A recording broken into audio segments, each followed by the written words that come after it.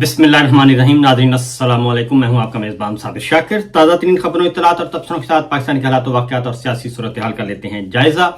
आज है 1 दिसंबर और सोमवार का दिन, पहला दिन था, वर्किंग डे था, गुजर गया। और अब जबकि मैं ये गुफ्तगू रिकॉर्ड करवा रहा हूं और आप तक पहुंचेगी, उस वक्त तक किसी किस्म का कोई नोटिफिकेशन इशू नहीं हुआ। और अब बाकायदा तौर पर बड़े बड़े नामवर कानूनदान जो हैं वो भी मैदान में आ चुके हैं और उनका भी ये कहना है कि नोटिफिकेशन इशू होना बाकायदा तौर पर ये एक कानूनी तकाजा है, कानूनी ज़रूरत है और लाजमी तौर पर ये होना चाहिए। और ये नोटिफिकेशन हुकूमत क्यों नहीं जारी कर रही और समरी अभी तक मूव क्यों नहीं हुई और अभी तक ये प्रोसेस क्यों नहीं शुरू किया गया, अब इसके बारे में बाकायदा तौर पर न सिर्फ चहमगोइयाँ हो रही हैं बल्कि मैंने पिछले व्लॉग में काफ़ी तफसील के साथ बताया है, वो ज़रा ज़रूर सुन लीजिएगा कि मामलात गड़बड़ हैं। और मामलात गड़बड़ शुरू किए गए हैं जनाबे जाती उम्रा की तरफ से, नवाज शरीफ साहब की तरफ से, मरीम साहिबा की तरफ से और शहबाज शरीफ साहब की तरफ से। इसलिए अब इसमें किसी किस्म की कोई गुंजाइश बाकी नहीं रही कि ये तनाज़ा बाकायदा तौर पे गवर्नमेंट शुरू कर रही है, आले शरीफ की तरफ से शुरू किया गया है और इस अच्छी खास से मामले को मुतनाज़ बना दिया गया है। न सिर्फ मुतनाज़ बल्कि तमाम मुसल्लह अफवाज की अहम पोस्टिंग ट्रांसफ़र जो हैं उनको पोलिटिसाइज कर दिया गया है और बाकायदा तौर पे अब एक दूसरे की किरदार कुशी की जा रही है और एक दूसरे पे संगीन इल्ज़ामात आयद किए जा रहे हैं।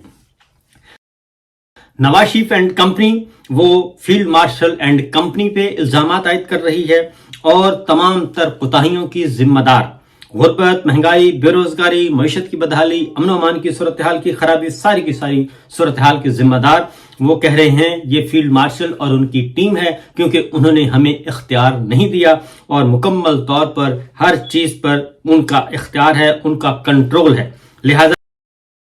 हमें मत दोष दिया जाए कि पाकिस्तान की मईशत खराब हो गई, पाकिस्तान में अमन अमान की सूरत हाल ठीक नहीं है, पाकिस्तान में गुर्बत बढ़ गई है, तो ये हो रहा है। लेकिन असल मसला ये है कि ये ना ही किसी को गुर्बत से कोई दिलचस्पी है, ना नवाज शरीफ साहब को, मरीम साहिबा को, शहबाज शरीफ साहब को महंगाई से, गुर्बत से, बेरोजगारी से, किसी चीज से कोई दिलचस्पी नहीं है, मईशत से कोई दिलचस्पी नहीं है। उनकी सिर्फ और सिर्फ दिलचस्पी ये है कि उनके रास्ते में जो रुकावटें हैं वो दूर कर दी जाएं।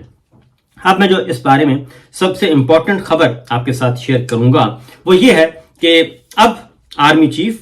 जो कि रिटायर्ड हैं कानूनी तौर पर, जनरल आसिम मुनीर साहब, वो भी अब सीधे हो गए हैं और उन्होंने भी अपनी लाइन और लेंथ सेट कर ली है। GHQ में मौजूद हैं, आर्मी हाउस में मौजूद हैं और उन्होंने ओहदा छोड़ने से इनकार कर दिया है। गो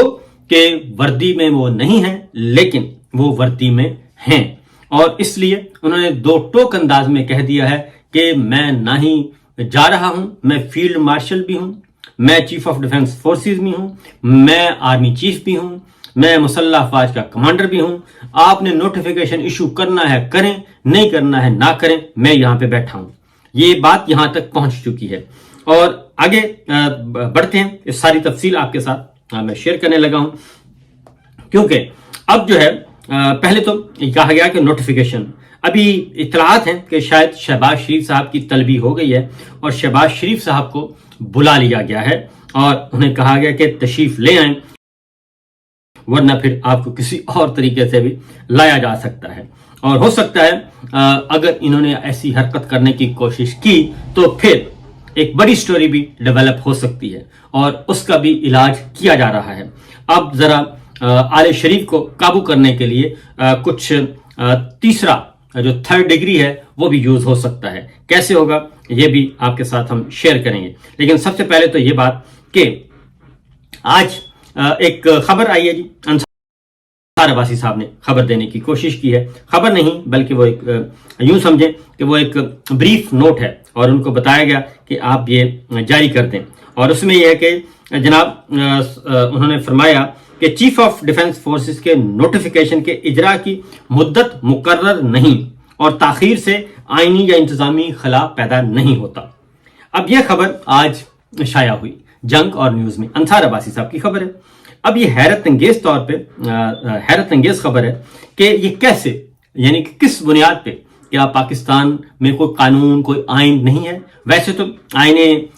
پاکستان کی جو سرزمین ہے وہ بے آئین ہو چکی ہے، بے قانون ہے، لا لیسنس کی انتہا ہے رجیم چینج آپریشن سے لے کے آج تک۔ لیکن اب اس کا شکار کون ہو رہا ہے؟ اب خود اس کا شکار ہو رہے ہیں چیف آف ڈیفنس فورسز، جو کہ جنرل عاصم منیع صاحب کے بارے میں، اب وہ خود ہو رہے ہیں شکار۔ فیلڈ مارشل جنرل عاصم منیع صاحب خود اس کا شکار ہو رہے ہیں، لا لیسنس کا۔ لہذا کہتے ہیں کہ چیف آف ڈیفنس فورسز کے نوٹیفیکیشن کے اجرا کی مدت مقرر نہیں، تاخیر سے آئینی یا انتظامی خلا نہیں ہوتا،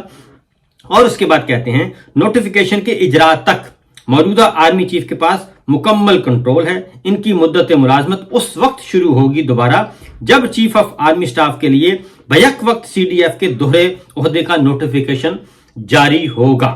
اب یہ حیرت انگیز طور پہ بات ہے کہ اس میں آگے ہے جی، حکومت اور عسکری قیادت کو لچک حاصل ہے کہ وہ مرحلہ وار اقدامات اپنی سہولت کے مطابق کرے، اور سی ڈی ایف نوٹیفیکیشن کے حوالے سے کارروائی شروع ہو گئی ہے، قیاس آرائیوں کی گنجائش نہیں ہے۔ یہ خواجہ آصف صاحب کی گفتگو اور انصار عباسی صاحب کی یہ خبر۔ اب معاملہ یہ ہے کہ جناب، یہ کس نے کہا ہے کہ بغیر نوٹیفیکیشن کے کوئی اپنے عہدے پر فائز رہ سکتا ہے؟ اور اگلی بات یہ ہے کہ اگر ان کی نیت میں فطور نہیں ہے تو یہ کارروائی ایک ہفتہ پہلے شروع ہو جانی چاہیے تھی، اور جیسے کہ ماضی میں ہوتا رہا ہے، اور 4 دن پہلے 3 دن پہلے نوٹیفیکیشن ہو جاتا تھا کہ جناب فلاں تاریخ کو ہو جاتا ہے۔ جیسے قاضی فاضل عیسیٰ صاحب کا نوٹیفیکیشن کوئی 6-8 مہینے پہلے ہی ہو گیا تھا، اور ان کا نوٹیفیکیشن 6-8 مہینے پہلے کر دیا گیا تھا کہ فلاں تاریخ سے آپ آرمی چیف ہوں گے، اور جسٹس عمر عطا بندیال صاحب جب ریٹائر ہو جائیں گے۔ تو اسی طریقے سے جنرل باجوہ صاحب کا نوٹیفیکیشن بھی 1 ہفتہ پہلے ہو گیا تھا، اور جنرل عاصم منیع صاحب کا نوٹیفیکیشن بھی 4 دن پہلے ہو گیا تھا۔ تو جب یہ ساری باتیں 4 دن پہلے ہو سکتی ہیں، تو یہ نوٹیفیکیشن تو ہونا تھا آپ کا 22 نومبر کو۔ تو اب 27 بھی گزر گئی، 28 بھی، 29 بھی، 30 بھی، 1 دسمبر بھی گزر گیا، اور ابھی تک نوٹیفیکیشن نہیں ہوا، اور آپ کہتے ہیں کہ اب یہ آیا کہ اس کو کوئی فرق نہیں پڑتا۔ نہیں جناب، اس سے فرق پڑتا ہے۔ اور وزیر دفاع جو خواجہ آصف صاحب کہہ رہے ہیں، جب تک یہ نہیں ہوتا کہ پریزائڈنگ افسر اور ریٹرننگ افسر جو ہے وہ رزلٹ جاری کر دے، اور آپ کہیں، آپ قومی اسمبلی میں پہنچ جائیں کہ جناب میں جیت گیا ہوں لہذا میرا اوتھ لے اسپیکر صاحب، ایسا نہیں ہوتا۔ اور گو کہ آپ کو جعلی فارم 47 دیا، اس کے بعد بھی وہ اس وقت تک ویلڈ نہیں ہوگا جب تک election commission of Pakistan notification جاری نہیں کرے گا کہ آپ جیت چکے ہیں اور آپ اس حلقے سے MNA ہیں، تب جا کے آپ کا اوتھ ہوگا۔ اس لیے یہ بات ذہن سے نکال دیں، یہ بیوقوف کسی اور کو بنائیں، اور اپنے آپ کو تو آپ بنا سکتے ہیں لیکن کسی اور کو بنائیں۔ اور پھر یہ ہے کہ یہ جو فیلڈ مارشل کا نوٹیفیکیشن ہے، یہ فیلڈ مارشل کا نوٹیفیکیشن جو یہ ایسا نہیں ہے کہ آپ کہہ سکتے ہیں جی کہ یہ بھی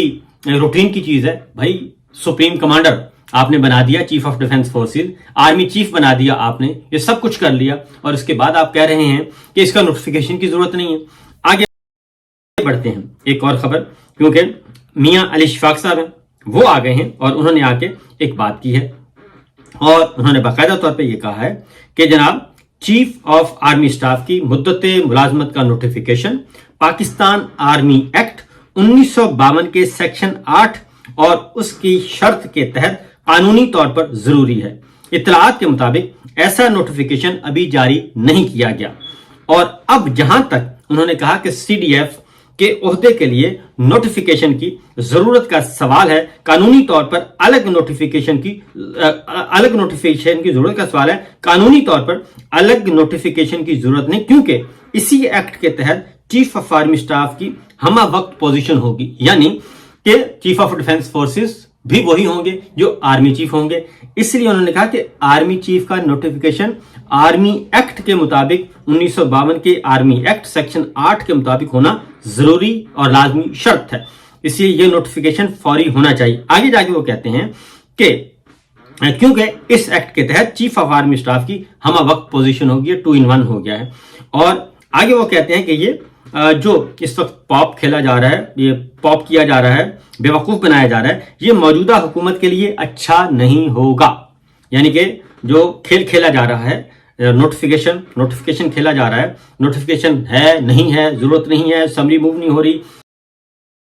ये उन्होंने कहा कि ये अच्छा नहीं होगा हुकूमत के लिए। हुकूमत ने क्या गड़बड़ पैदा की है, और सवाल सिर्फ ये है कि क्या ये जानबूझकर किया गया है